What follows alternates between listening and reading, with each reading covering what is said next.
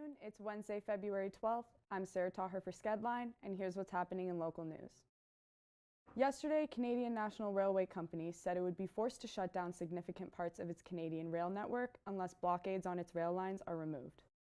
The blockades ensued from demonstrations by protesters who are opposed to the construction of the Coastal GasLink natural gas pipeline in British Columbia. It is now the fifth day anti-pipeline protesters near tracks here in Ontario have disrupted trains. Coastal GasLink said on Tuesday that the construction of the pipeline in northern British Columbia is expected to resume this week. Operator Via Rail said that since they started, the protests have disrupted 24,000 passengers and 157 trains, including the transportation of perishable food, propane, grain, feedstocks, and coal. Canadian Minister of Transport Marc Garneau told reporters yesterday, quote, "We hope this will get resolved because it has an important impact to the economy of the country." Action is being carried out here in Ontario as there is a blockade on the Via Rail from Toronto to Montreal. The Ontario Provincial Police said that one of its own has been arrested and charged with sexual assault in relation to a domestic incident. The force said in a news release yesterday that the OPP's Professional Standards Bureau began investigating a male officer in October of last year after receiving a complaint involving events while the officer was not on duty. The officer now faces 3 counts of sexual assault as well as 3 counts of overcome resistance by choking. The 30-year-old officer, who has been with the OPP's East Region Detachment for 4 years, has been suspended with pay. He has been released from custody and is expected to appear in Ontario Court of Justice at a later date. OPP says the identity of the officer will not be released to protect the identity of the victim. Longtime newspaper columnist and author Christy Blatchford, known as one of Canada's most prominent writers, has died after a short battle with lung cancer. She died this morning in a Toronto hospital where a circle of close friends and family kept a bedside vigil. She started at the Globe and Mail in the 70s as one of Canada's first female sports columnists. She went on to have an impactful career in journalism, where she also did work for the Toronto Star, Toronto Sun, and the National Post. Anne-Marie Owens, a former editor-in-chief at the Post, talked about Blatchford's impressive career. Quote, "She had the most consistent moral compass of anyone I've ever encountered. Look at her entire body of work and you'll see a through line that ran through everything she was committed to and that she cared deeply about." Many others are paying respects to Blatchford with kind messages on social media.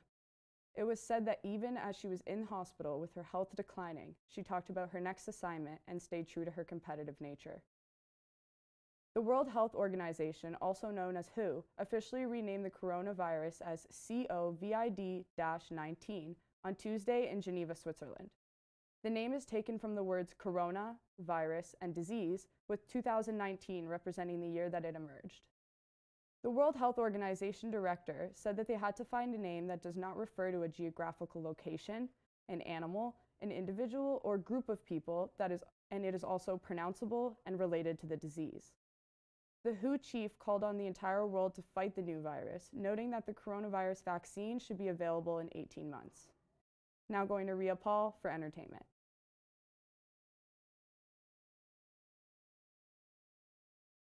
Thank you, Sarah. In China, a local singer Wang Kongqi holds concert on balcony to entertain his neighbors during the coronavirus lockdown. The professional musician from a city in Zhejiang province sang into a microphone with music playing from stereo equipment. The neighbors turned on their phone flashes and waved along Wang's music. However, the concert didn't last long as Zhejiang police called it off. It was so regarding concerns of virus spreading through spits from singing. Yesterday, Jesse Smollett was indicted on charges of staging a hate crime attack on himself. This came 11 months after similar charges were dropped. The indictment accuses the former Empire actor of making 4 separate false reports to Chicago police. The reports relate to his accusations of being the victim of a violent hate crime. The withdrawal of original charges led to an outcry of miscarriage of justice, hence the special prosecutor Webb decided to further prosecute the openly gay and black actor. The decision came after looking into how the local prosecutors handled the original case. Meanwhile, in New York, the Weinstein trial continues. Weinstein did not testify as the defense rests its case yesterday. The once powerful Hollywood producer has been charged for sexually assaulting 2 women, Minnie Haley and Jessica Mann. If convicted, he will face prison for life. Weinstein has pleaded not guilty. Nielsen's survey suggests that demand for streaming TV services remains strong. The US data and measurement firm says that consumers love streamed TV and film. They want content providers to keep it coming. The survey was conducted for the firm's latest total audience report. It found out that even as the number of streaming services rise, 93% of respondents would keep paying for the ones they have and subscribe for others. Speaking of film, South Korea's Oscar-winning movie Parasite is making history. It became the first foreign language movie to win Oscar for Best Picture on Sunday.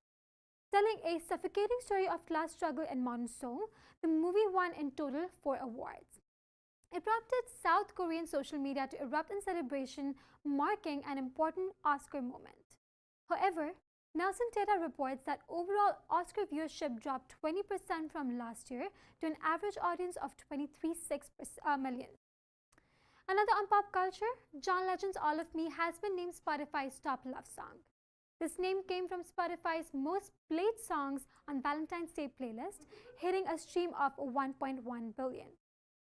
The singer's 2013 ballet from album Love in the Future was dedicated to his wife, Kwesi Teigen. A standard poodle has been crowned top dog in finale of Westminster Kennel Club show. The poodle named Zeba was best in show, taking home the grand prize in the most prestigious competition for purebred canines in the United States. Just shy of 4 years old, the graceful black female from Pennsylvania triumphed over crowd favorites the Daniel, the Golden Retriever, and Bono the Havanese. It was the fifth time that a standard poodle won in the show's 144-year history. And that's that for entertainment. Now back to you, Sarah. Thanks, Ria. The New Hampshire primary for the 2020 presidential election began yesterday. Bernie Sanders, U.S. Senator from Vermont, is leading the Democratic field, but not by much.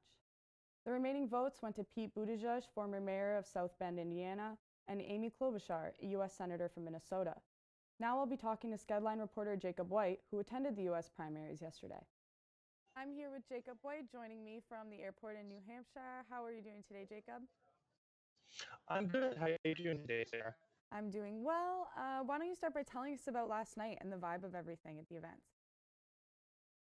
Yeah, so the event that we went to was Pete Buttigieg's watch party. It was being held at a Nashua Community College in a gymnasium that's been used by a couple of other candidates before. It was really exciting, actually. Anytime there was a slight change in the results, everyone would just start cheering. They'd have their usual chants of boot edge edge. To make sure they pronounce the last name, and Mayor Pete or President Pete. So anytime there was a change like that, it was really exciting. Place was pretty full, I feel, and not exactly, they didn't end up winning the New Hampshire primary, obviously, but he did have a really good showing coming in second, and the delegate count he stays pretty close to Sanders as they move on to Nevada. And I was going to say, it was close yesterday, but Bernie did pull ahead. How was that, experiencing that? It was pretty good. I had Jack Anderson Paul went to the Bernie Sanders event. I could only see based off the tweets, but I was talking to Jack earlier, and he was saying that when it got pretty close, within 2 percentage points, the crowd at Bernie's event started to get quieter, and obviously, getting really loud, especially when it got closer and closer, like I said already. But yeah, a lot of excitement, a lot of people coming out, people attended. They were very happy to, and I think they really push forward with some good momentum here. Great, that leads me to my next question, which was, this is the first of over 50 primaries, and do you think this is a good indicator so far of how it's going to go? Yeah, I think so. There's been a real decider. There's been a real top tier that's been set out here with Senator Amy Klobuchar, Senator Bernie Sanders, and Mayor Pete Buttigieg. A bit surprising that Elizabeth Warren didn't do as well as expected. She is a senator in Massachusetts. New Hampshire didn't do as well, and Joe Biden, he didn't even stay in the state. He went straight down to Carolina before any of the results were even announced. So it's not really a good showing for the either two of them. A couple candidates dropped out as well, with Andrew Yang and Michael Bennett. They both dropped out, so we're starting to narrow down a little bit. But there's also Michael Bloomberg waiting in the wings to step in as we get closer towards Super Tuesday in, I believe it's around 3 weeks. He'll start to come in. He's been doing massive ad campaigns in a couple of the states for Super Tuesday. So it'll be interesting to see if this top three with Klobuchar, Sanders, and Buttigieg holds. All right. Well, thank you so much for joining me, Jacob. It was a pleasure. Yeah, no problem. Anytime, Sarah. Yesterday, the U.S. Justice Department abruptly moved to seek a shorter prison sentence for veteran Republican operative and longtime Trump advisor Roger Stone, with all 4 prosecutors quitting the case after the Department of Justice requested to change Stone's sentencing. Hours after U.S. President Donald Trump publicly complained that Stone was being treated unfairly, senior department officials overrode the sentencing recommendation of 7 to 9 years made on Monday by the federal prosecutors who secured Stone's November conviction. Stone was found guilty on 7 counts of lying to Congress, obstruction, and witness tampering. Yesterday, Sudan's government and rebel groups in Darfur agreed that all those wanted by the International Criminal Court should appear before a court of justice. The list includes ousted President Omar al-Bashir. Bashir, who has been jailed in Khartoum since he was toppled after mass protests last year, is wanted by the ICC for alleged war crimes, genocide, and crimes against humanity in Darfur. The government and rebel groups reached an agreement during a meeting in South Sudan's capital, Juba, that included the quote, appearance of those who face arrest warrants before the International Criminal Court, said Mohammed al-Hassan al-Taishi, a member of Sudan's Sovereign Council. Taishi also said that the 2 sides agreed to create a Darfur Special Court to investigate and hear cases, including those investigated by the ICC. Today, Pope Francis dismissed a proposal to allow same-sex married men to be ordained in remote areas, reaffirming the Roman Catholic Church's century-old commitment to celibacy among priests. The decision is one of the most significant of his papacy, and it appeared a victory for conservative senior clergy who had feared a slippery slope towards a married priesthood throughout the church if the recommendation was approved. It was put forward by Latin American bishops as a means of easing a shortage of priests in the Amazon region and passed by 128 votes to 41 at a contentious Vatican Assembly of Roman Catholic bishops. 3 months after that vote, Francis delivered his response, ignoring the proposal altogether. Humber College is kicking off the 93rd Black History Month with multiple campus events held by BASE, the Black Academic Success and Engagement Group. The events include things like movie nights and painting at both the North and Lakeshore campuses.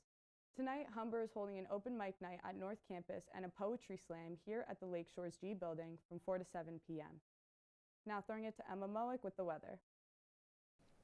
Thanks, Sarah. Well, as you can see, it is a beautiful sunny day today, but the high only goes up to a chilly +2 degrees, and it looks like it's only getting colder throughout the week. Even though winter seems like it might last for quite a bit longer, Humber students could not be more ready for the snow to melt and spring to come. Oh, are you looking forward to the winter going away? Are you ready for spring? I'm so ready for it, yeah. Too cold for you today? Yeah, every day. So, are you looking forward to the spring? Are you ready for the snow to go away? Yeah, definitely. It's way too cold, and it's only gonna get colder. Now, on to the 5-day forecast for this week. Well, this week we'll definitely be seeing some cooler temperatures after the mild weekend that we just enjoyed. Today will be mostly sunny with a few clouds, with the high reaching a chilly 2 degrees. The low tonight will be -2. Tomorrow we can expect some more snow with a high of 1 and periods of flurries throughout the day. The low tomorrow will drop to a frigid -17 degrees, so if you're planning on going out at night, make sure to bring a warm coat and bundle up.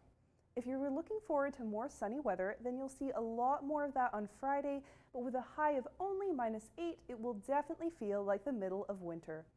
Friday night will be dropping to -11 degrees. We can expect a bit more snow this weekend, with some scattered flurries starting Saturday night. Saturday will be cloudy with a high of -2 and a low of -3. Sunday will see a bit more snow throughout the day with a high of 1 and a chance of flurries. Any snow should be clearing up by Sunday night with a chilly low of -6. Moving on to our national weather story. Schools in Nova Scotia have closed in advance of a winter storm system that is threatening Atlantic Canada. Environment Canada has issued special weather statements for Nova Scotia, warning of snowfall expected to hit on Thursday. Up to 20 centimeters of snow is expected, and the storm could also bring strong winds, rain, and ice pellets to the Maritimes. This is the second winter storm in the region this week, and it is expected to die down by the weekend. This was Emma Moick with the weather. Now over to sports news with Christian Holmes. Thanks, Emma. Here's what's making news in the sports world today. Starting with hoops, the Toronto Raptors are looking for their 16th straight victory when they travel to Brooklyn to take on the Nets. The Raptors are coming off a 137-26 win at home against the Minnesota Timberwolves. OG Anunoby had a career-high 25 points against the Timberwolves on Monday. Rondé Hollis-Jefferson had himself a game, scoring 21 points in 35 minutes. The Raptors will have to hope its role players have another good night against the Nets, since they will be without the services of Marc Gasol, Serge Ibaka, and Norman Powell. Raptors head coach Nick Nurse told the media after Monday's game that he wants his team to take the ball into the paint and maintain the perimeter defense. Sportsnet's Michael Grange told Skedline the Raptors' historic winning streak is something to be remembered, but some of their wins have came against basement-dwelling teams. Grange said come playoff time, the Raptors will have to be, quote, all in if they want to win another championship. For more on the Raptors' historic 15-game winning streak and to hear the full interview with Michael Grange, he posted to skedline.com for a Raptors-themed podcast hosted by myself and fellow Skedline reporter Nimrit Singh. Moving to the ice, the Toronto Maple Leafs won a nail-biter against the Arizona Coyotes last night. The Leafs won the game 3-2 in overtime thanks to a nifty goal by the speedy Kasperi Kapanen. Kapanen, positioned at center ice, knocked the puck out of midair and rushed past the Coyotes defenseman to snipe the puck by Arizona Coyotes goaltender Adin Hill. Toronto netminder Jack Campbell kept the Leafs in the game for most of the third period when the team's defensive coverages started to fall through the cracks, a problem that has troubled the Maple Leafs for most of the season. Leafs head coach Sheldon Keefe told the media after the game that he wants his team to play a full 60 minutes. The Maple Leafs' next game comes against the Dallas Stars tomorrow night. 3 other Canadian teams were also in action last night. The Connor McDavid-less Edmonton Oilers beat the Chicago Blackhawks 5-3 thanks to a full four-point performance from Leon Draisaitl. The Winnipeg Jets blew an engine, losing 4-1 to the New York Rangers, who were aided by a 2-goal performance from the ever-so-talented Chris Kreider. The Ottawa Senators were shut out by the Colorado Avalanche 3-0. Goaltender Philip Grubauer stopped 34 shots, and because of that, was named the first star of the game. In other NHL news, a scary scene unfolded at last night's game between the St. Louis Blues and Anaheim Ducks. Blues defenseman Jay Bouwmeester collapsed on the bench during the first period due to a cardiac episode. Bouwmeester was hospitalized and underwent tests early Wednesday morning. Both teams made the decision to postpone the game since the players were visibly shaken and distraught by the event. Blues general manager Doug Armstrong said Bouwmeester was awake, alert, and moving his arms and legs as he was transported from the arena to the hospital. Now for some local sports news. The Raptors are not the only hot team in Toronto right now. The number 1 ranked Humber Hawks men's volleyball team looks for its 16th straight win when they play the Redeemer Royals on Thursday. The women's volleyball team looks to get its 14th win of the season when they play the Redeemer Royals Thursday night.